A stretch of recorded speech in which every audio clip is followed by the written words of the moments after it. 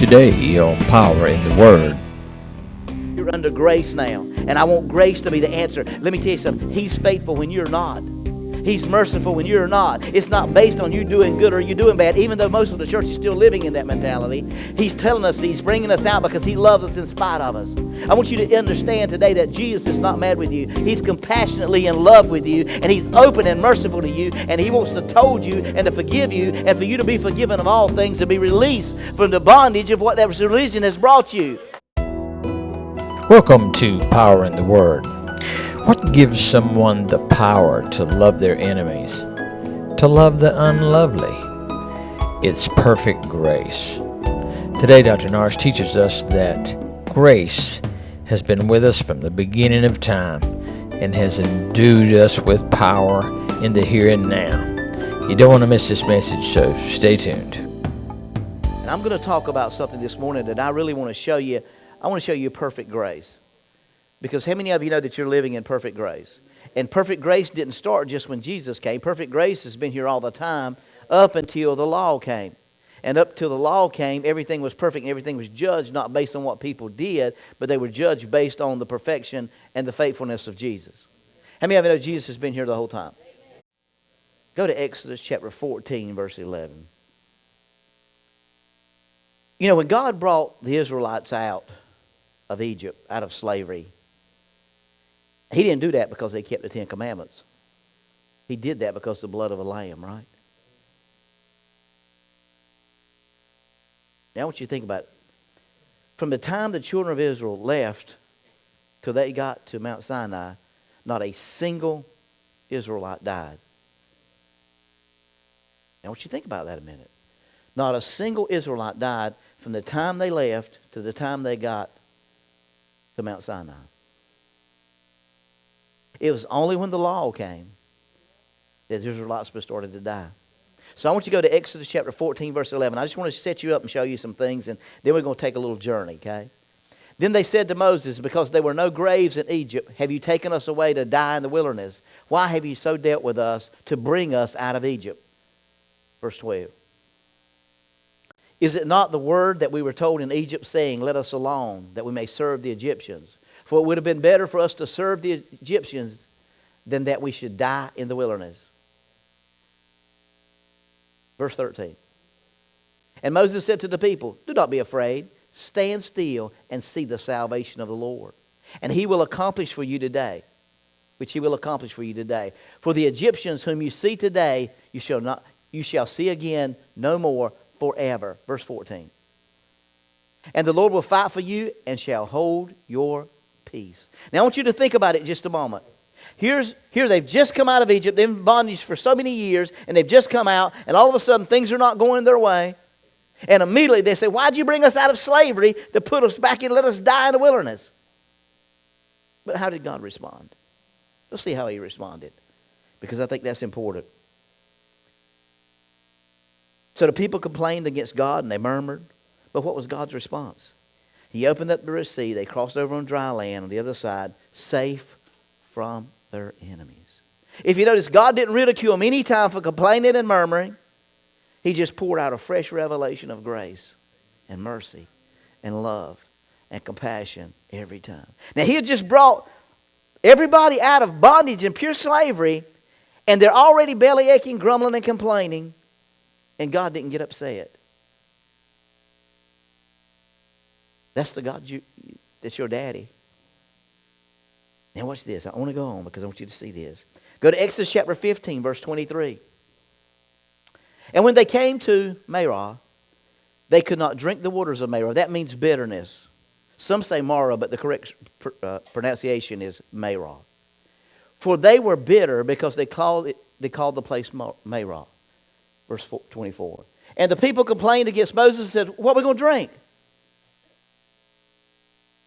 Now, you know the rest of that story, right? You know what God did.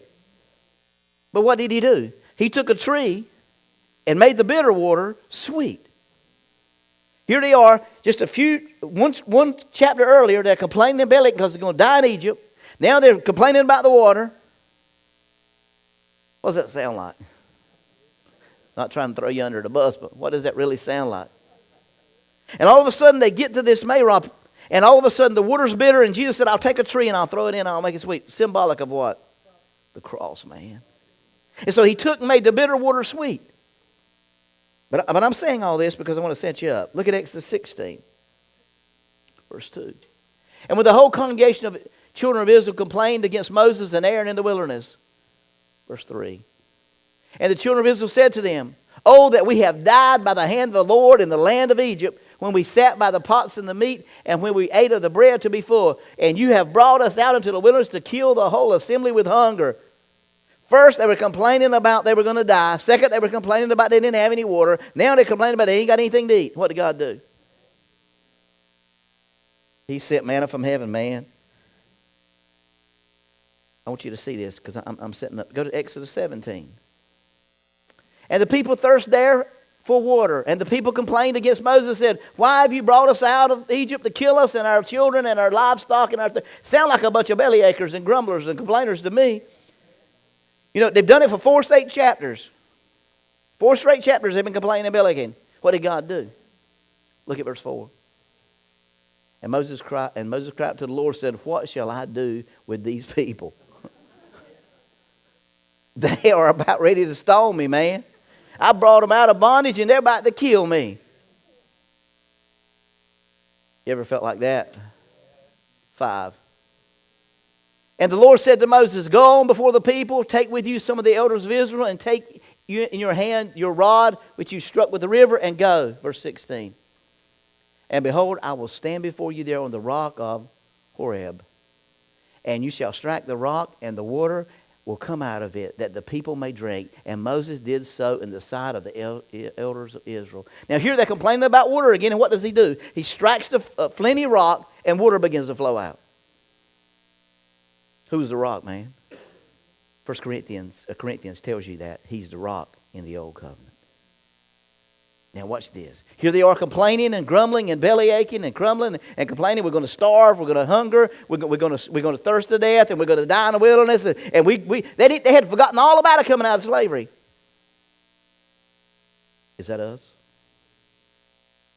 Sometimes we go through situations in our life, and the first thing we think about is us and what God hasn't done, and we forget about the testimony, what He brought us through, and how He's delivered us when we didn't know He was going to deliver us, and we don't never see the goodness of it. See, I told you last week, you're never ready for promotion as long as you're looking at what you don't have. You're only ready for promotion when you recognize you have everything that you need for the next level. God cannot qualify you to promote you as long as you have a need in the past. God supplied every one of your needs. And so we see here a revelation that's really powerful, because you'll find that every time the children of Israel murmured and complained, He only brought forth a fresh demonstration of His favor, of His supply and His goodness. Because during this time, the blessing and the provisions they received was not dependent on their obedience or goodness. They were dependent on God's goodness and God's mercy and God's grace. But look what happened in Exodus 19. Everything's about to change. And all the people answered together and said, All that the Lord has spoken, we'll do it. In other words, translation of this text says, I want you to realize, don't judge us anymore, God, on your goodness. You just tell us what to do and we'll fulfill the purpose. So don't judge us and don't give us goodness because we do good. Give us something that you want us to do and we'll do it. So He gave them what? The law in Exodus 20. The 10 Commandments. Why? Because now the goodness of God is not based on His goodness, it's based on their obedience. Now I want you to get a hold of that. All these, see, I've heard people talk, well, under the old covenant, God was mean. He was violent. He struck people down.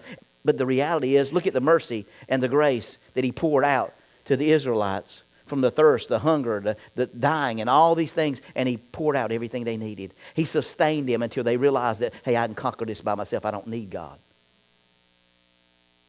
I want you to understand how big grace is. Grace empowers you. It doesn't just deliver you from sin. It empowers you to have strength and to walk and for grace to be revealed out of you. That's the empowerment of grace. But I want you to see this. Go to Ephesians chapter 2, verse 5. So all of a sudden now, in Exodus 19, He said, judge us based on our performance. Judge us based on us being obedient to the Word. Judge us. And He said, okay, in Exodus 20, I'm going to give you the 10 Commandments. And you keep these 10 commandments, you keep these commandments. If you do good, you get good. If you do bad, you get bad. So it's not based on me anymore.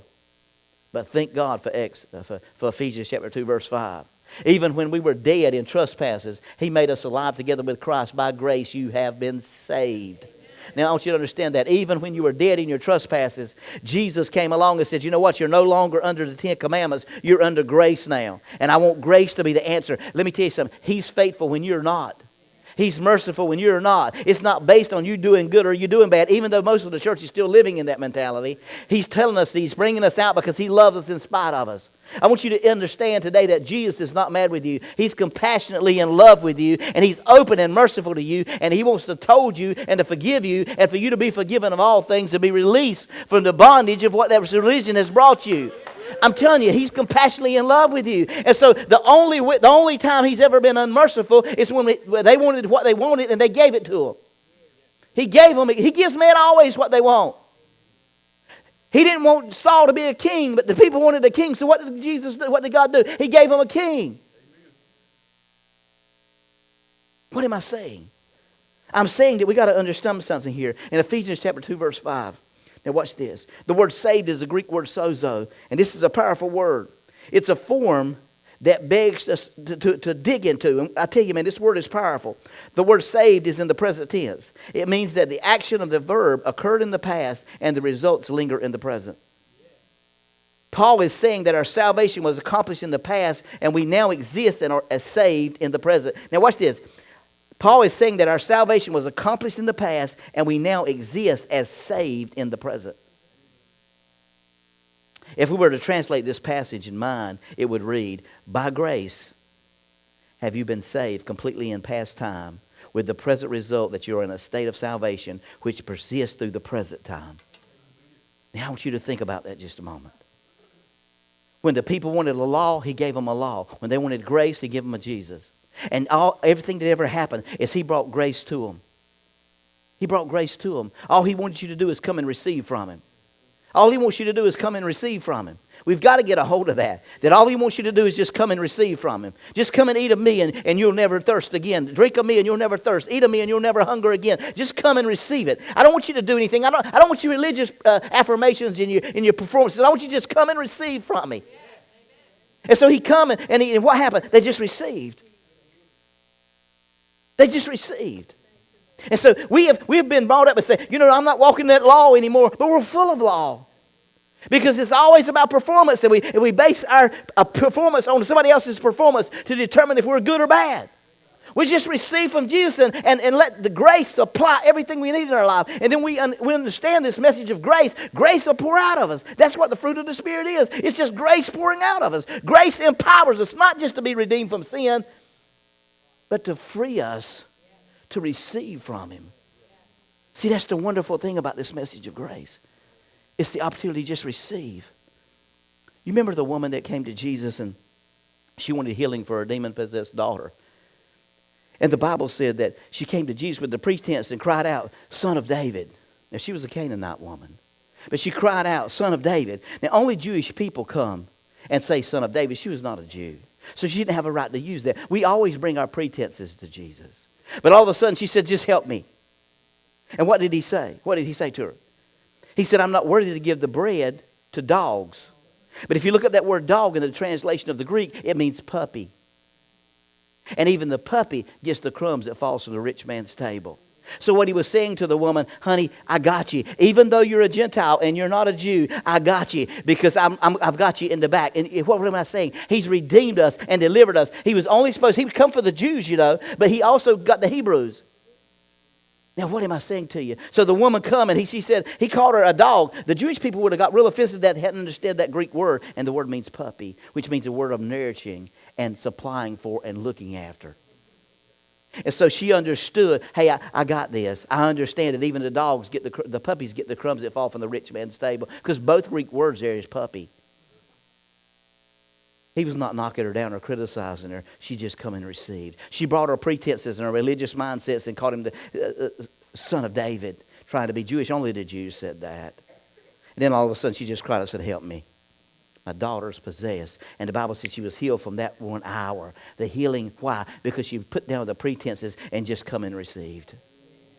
See, he was giving out to everybody he gets around. He doesn't lack anybody. He doesn't leave anybody stranded. He's pouring out mercy and grace and love and compassion to a lost and dying world. He's pouring out to people that are in need. He's pouring out with people, you don't understand what kind of life they live. He doesn't care. He's just pouring out grace. He's just pouring out grace. And grace is flooding this earth and flooding the churches and flooding people's lives. Why? Because when we get a revelation of this message of grace, grace is going to pour out of us.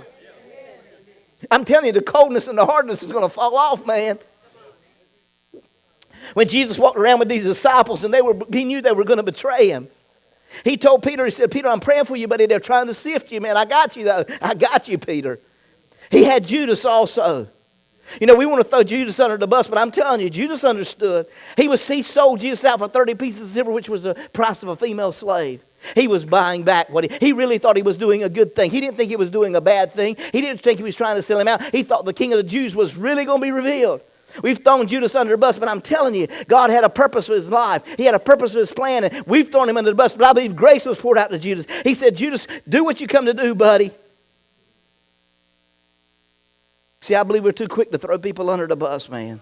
I think we're too quick to look at their lifestyle and want to just disperse them without the love and compassion and mercy of grace. All throughout the Bible, the woman that was caught in adultery, he said, honey, where's your condemners? I don't see any. I don't see any condemners. I got you, darling. I got you. I'm throwing darling in there. But I just believe there's a compassion that pours out of us when grace is really operating in our lives that's going to flood and pour out on people. People can recognize grace and love and compassion. That's going to win a lot of people. And so when this grace comes out, what is it really about? Just forgiving our sins, just cleansing them of our sins? Or is it bringing healing to a lost and hurting people? Is it bringing healing to that woman that's been told by the doctor, I don't have any time left, there's nothing else I can do. But Jesus said, I'm right here and I got you. Stand still and see the salvation of the Lord because I got this.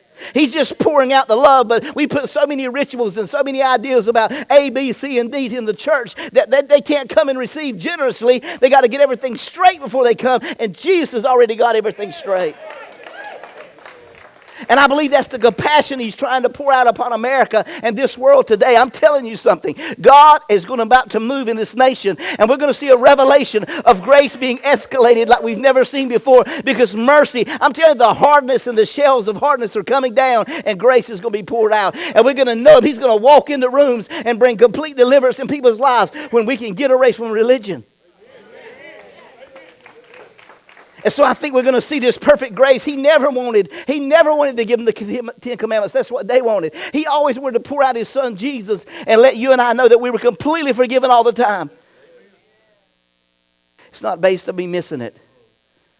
It's based on what's coming out of me. See, the Pentecostal people want to talk about the fruit of the Spirit, and I'm all for that. But all that is grace being poured out on a hurting bunch of people and telling people, you know what, I got this. Jesus came walking down the streets and people were healed.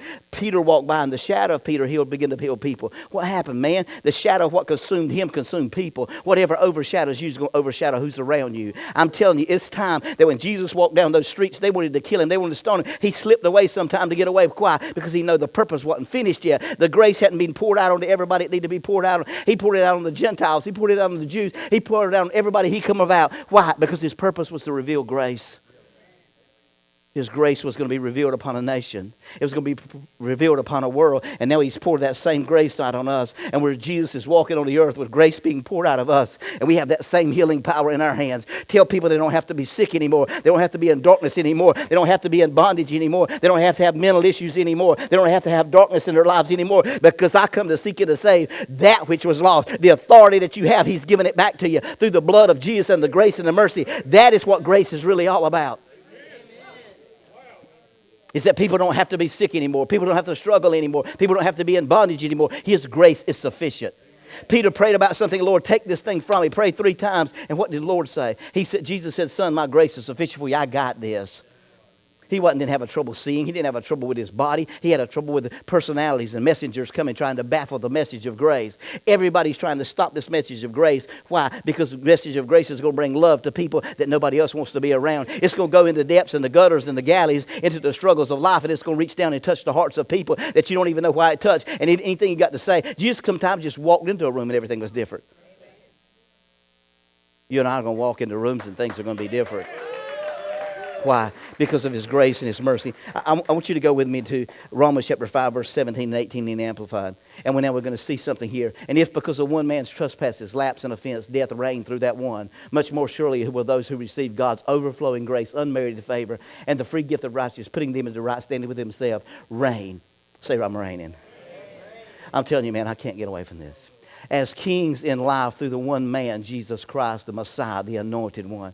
He said, I come that you'd have what? Overflowing. You would be overflowing, over-receiving of grace would just be poured out. I'm telling you, I believe that, I'm going to go a little bit radical right now, but I believe Jesus, when he walked down the streets, I believe the grace just flowed out of him. I think it just poured out of him. I believe when the woman touched him, the old prostitute lady, you know what I'm talking about, the one that was called a sinner, and she began to bless him with the alabaster box and poured the ointment on. I believe if she began to touch him and began to pray over him and begin to cry over him, I believe something was touching her, man. I believe it was a transfer of grace being poured into her, and she wasn't going to go out and sleep with anybody else because she slept with the King of Kings and the Lord of Lords. And I'm telling you, something had touched her and something had changed her, because you're not going to be in his presence and remain the same, because in his presence things begin to fall off. Lives begin to change. Minds begin to change. And everything begins to happen in his presence, because when we're in his presence, nothing's ever going to be the same. And I'm telling you something. His presence is so real and so alive and so powerful that we've got to understand that somebody needs to take some of this, because it'll kill you.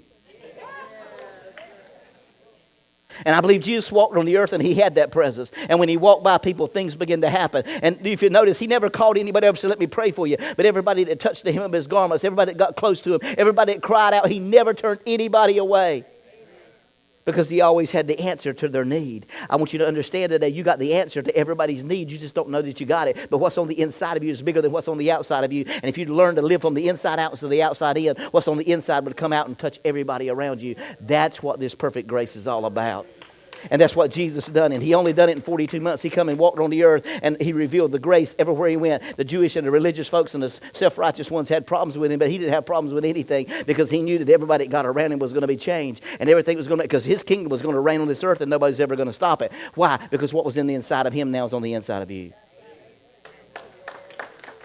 And that's the wonderful thing about this grace. And so now you and I have the gift of grace and the gift of righteousness flowing on the inside of us. It's time to start pouring righteousness out on people and saying, look, man, you can have what I got, and what I've got I'm going to give you. You remember when Peter and John went to the lame man at the gate of the temple, at the gate of Beautiful, and what did he do? He said, what you got for me, man? He said, silver and gold I don't have, but what I got I'm about to give you. And what he gave him, the man began to get up and leap and jump. And he said, ain't that the man that's jumping, that lay here for all these years? He said, he ain't laying no more, because he got hold of Peter and John.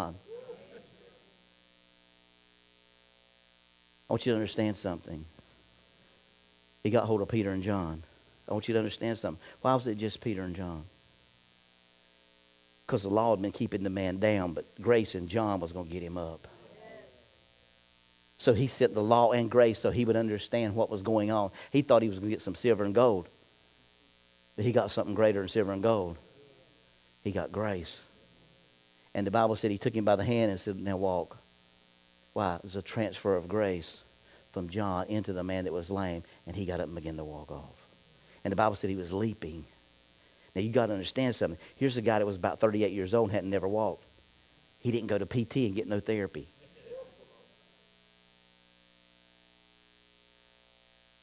He got a grace dose of overdosed, and the muscles had to perform. They didn't have a choice. That he had to get up. Because something was getting up on the inside of him, even though the flesh didn't want to get up. You got to get that. There's something on the inside of you getting up when you don't want to get up. There's something bigger on the inside of you than the church wants to talk to you about on the outside. They want to tell you how to live. I'm going to tell you to just let him live. It ain't about you. It's really not about you. It's really not about you. It's really not about you. Go to verse 18. Well then, as one man trespasses, one man's false steps and falling away led to the condemnation of all men. So one man's act of righteousness leads to acquittal of a right standing with God and life for all men. I want you to understand something today. When Jesus died and resurrected, you were acquitted of all your failures, of all your shortcomings, of all your trespasses, of all your mistakes, for all your bondages, for all your bad decisions, for all your financial flub-ups, for all the things that you'd done that wasn't good, all the mistakes you had made in your life, you were acquitted it. And he took the blood of Jesus and placed it on the mercy seat, and that's like hitting the gavel, and he said, you know what? They're all innocent.